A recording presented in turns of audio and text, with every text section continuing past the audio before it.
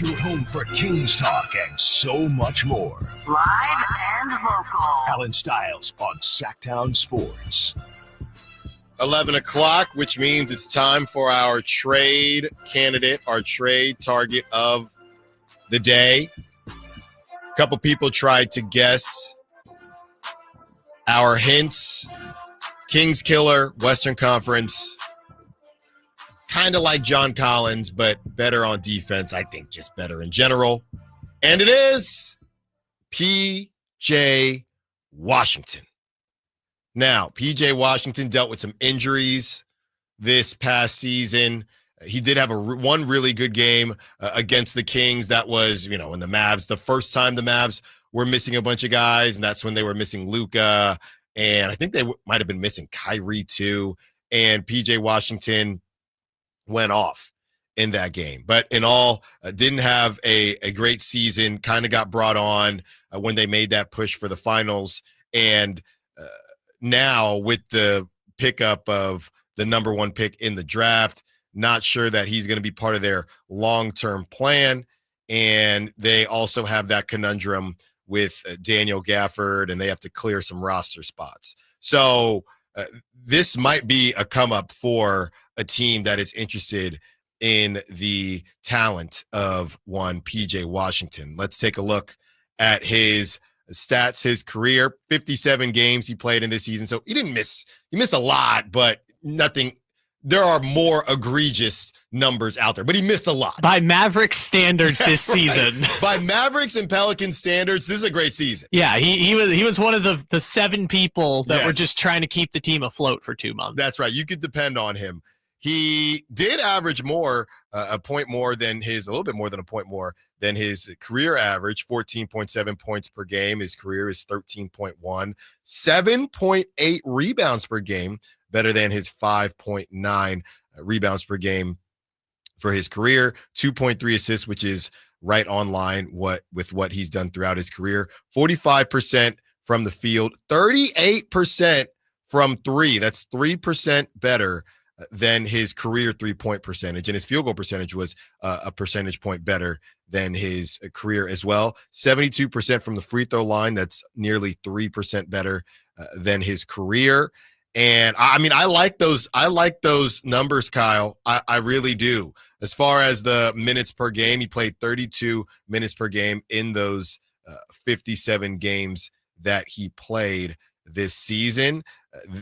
This has been, besides 2023 in Charlotte, this is the most points that he's averaged in his career. Now, he played 73 games that season, but we like what we see, 14.7, as I mentioned. As far as the other statistics, he is sitting at, the rebounds were crazy for him this season, maybe because they were missing centers and a lot of things were going on. But by far the best that he's ever done, even in a single season. Never been in the sevens before for rebounds, and he was at 7.8. I think it's a bit obvious to me. He goes 6'7", 230. They have him listed as a power forward and center. I think I think he's John Collins-esque, and it can help out the front court, take some of that pressure off of Keegan. I believe that him and Keegan could play together, and I'm definitely all in on this. This goes back to the conversation of I'm all in on this. You get him and you enter point guard, right? Because I don't know, and Kyle is about to tell us how the Kings would acquire him, but it's him, a point guard, and I don't know if there's somebody else for DeRozan. We'll know that once Kyle kind of tells us who you're losing to get. P.J. Washington, they're better, and I'm not trying to be, and we started off, pretty optimistic, I would say, as far as just, hey, winning a championship is really difficult. But then I see this and I'm thinking, okay, so Tyus Jones, Dennis Schroeder, whoever it is, and P.J. Washington, I guess whoever you get back for DeMar, I guess that's pretty important there. But cool. Welcome to fighting for a 6 seed again. I like the move, but it's not moving me. And I don't think John Collins is moving me. It really has to be the collection of who all are you bringing in? So let me stop talking. Kyle, how can the Kings acquire PJ Washington? Well, it's not that hard, Mr. Stiles. Just for reference, so PJ Washington has 1 year and $14 million left on his contract. Okay. He would be an unrestricted free agent after this. So it's not like the Laravia situation where they're like restricted free agency, whatever, or Kuminga or whatever situation you want to talk about. So it'd be a 1 year deal. They can choose to sign him after that. I think the motivation from Dallas's point, because he was huge for them during the finals run, but he's about to get pushed out of a starting role because of Cooper Flagg. Right. So it's kind of their point is like, would we rather pay him $14 million or heck, Jake Laravia $7 million to play the backup and play 11 minutes? It's a very expensive backup for the Mavericks. So that's kind of their motivation. It's real simple trade because the Kings still have a trade exception from getting rid of Kevin Huerter for $17 million. So, and because both teams are under the luxury tax, can just drop PJ Washington right in. So the deal is real simple. PJ Washington for Terrence Davis, just because you have to trade a player. PJ Washington for Terrence Davis and a lottery-protected 2026 Kings first-round pick. So it's essentially, if they get PJ Washington and they miss the playoffs, they keep their pick next year. If they get PJ Washington and make the playoffs, their first-round pick goes to Dallas. Gotcha. So we're kind of back in that situation of Kevin Huerter. Yes, exactly. I don't love that. Well, because it's the whole thing with the stupid play-in. Yeah. Mess. If it's the same thing, if it's straight up miss the playoffs, then yeah. But if it's, they finished 9 or 10 or what we just went through, then I don't want to deal with that again. Well, it would have to be that in 2027 because, it would be like top 14 this year, then top 12 the year after, then top 10. But at least for next year, it would be like 2024 where it's like, oh, we missed the playoffs. We're keeping our pick no matter what. But if we make the playoffs, the pick goes to Dallas or whoever Dallas reroutes it to. Then I think I'm in. As long as we don't have to do the play-in, miss the play-in, in the play-in, as long as we don't have to do that garbage, then I'm in. Well, we might have to do that garbage the next year if they miss the playoffs again next year. But you can cross that bridge when you get there if you want to. So the garbage wouldn't be in 2026. The garbage would be in 2027. If they miss the playoffs in both seasons. Yes. And are a play-in team in both seasons. But they would have their pick from 2026. Yeah. I mean, look, eventually it'll be the Hornets thing where it converts to 2 seconds. Mm-hmm. You can alleviate the concern of losing the pick if you just tank. But for now, let's just say if they make the playoffs next year, their pick goes to Dallas and maybe Dallas trades it to someone else for a point guard.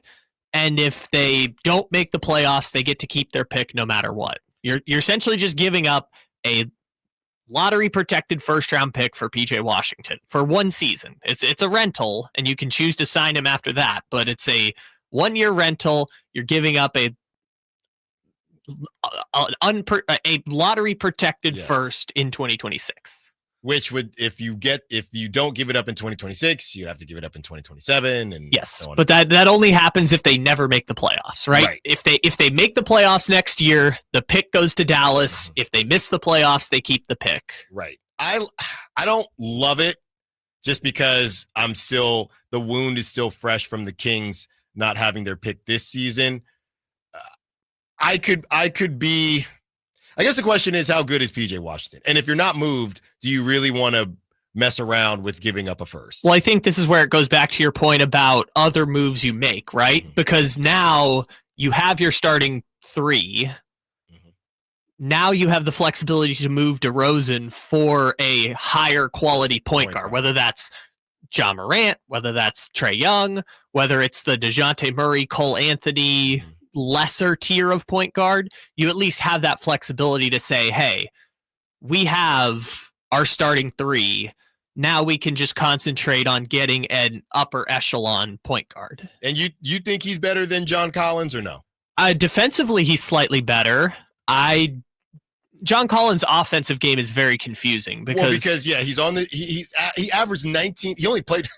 You want to know how many? You want to know how many games John Collins played? You want to take a guess? I'm going to say 50. 40. But also, John Collins is so confusing because he's never played on a playoff team except 1 year with the Hawks. Yeah, really, really similar. He's 6'9" to PJ's, I think it was 6'8", 19 points per game, 16 points per game for his career.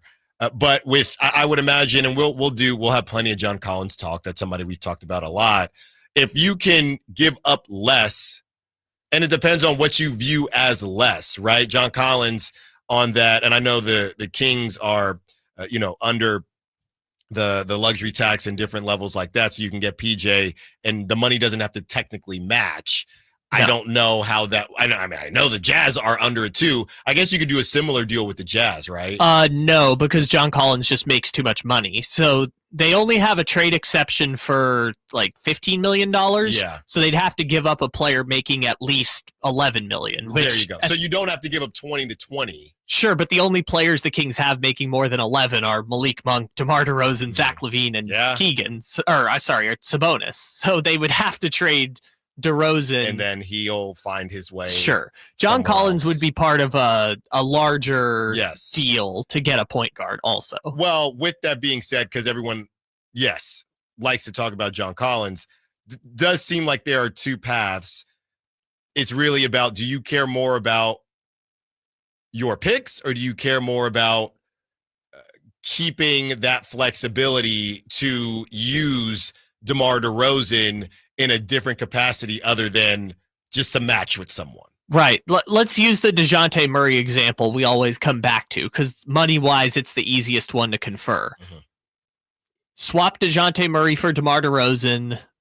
You're left with Murray, Keon, Zach LaVine, PJ Washington. PJ Washington coming off the bench in this situation, or Keon coming off the bench. Let's say Keon coming off the bench. So you would have DeJounte Murray, Zach LaVine, PJ Washington, Keegan, Sabonis, and then your bench would be Devin Carter, Keon Ellis, Malik Monk, and Jonas Valanciunas. Don't hate it. Don't hate it. We're all, and that's the bottom line with this. We can continue unless, and we've had plenty of big swing conversations. These little swing conversations are essentially, you're going to be fighting for the 6th seed, or just like the Clippers, and very similar to the Kings Beam Team season, some stuff's going to fall your way. DeJounte Murray's going to have a career season coming off an Achilles. Keegan Murray's going to have a career season since his rookie season offensively. And that's kind of what you're hoping for, but there's 15 other teams hoping for that. Sure. And if they get Jake LaRavia back, you can talk yourself into, hey, that's a great 10-man rotation there. It is. I mean, low ceiling, not a high ceiling, but you've raised the floor. Potentially. I think. I would say you've made the roster more balanced, right? Mm-hmm. Because now Keegan can have the relief of, I don't have to guard Jaden McDaniels and Julius Randle and then Trae every Young, game. And then Trae Young the next game. Yeah, because PJ Washington, you can at least say, can defend well enough a 3 or a 4 to assist Keegan Murray. And if you put him in the starting lineup and move Keon to the bench, then all of a sudden you have more flexibility, and the roster actually starts to look more balanced. Yeah, I guess the one thing about giving up the pick, and you just hope you make the playoffs so you feel good about it, but you give up the pick and then you lose PJ Washington, and that you end up not having that pick either. That would sting, but they're going to move some of these picks. That's the reality. It's just a matter of what you want to move them for. At least with this one, you don't move any of your picks post 2027. And it would incentivize them to stop messing around and just stink if you are not going to be in the true conversation. The most underrated role in the NBA. Is it the second option? Are we undervaluing how important having an elite second option is? Allen Stiles, Sactown Sports. What's going on? I'm talking to Chad.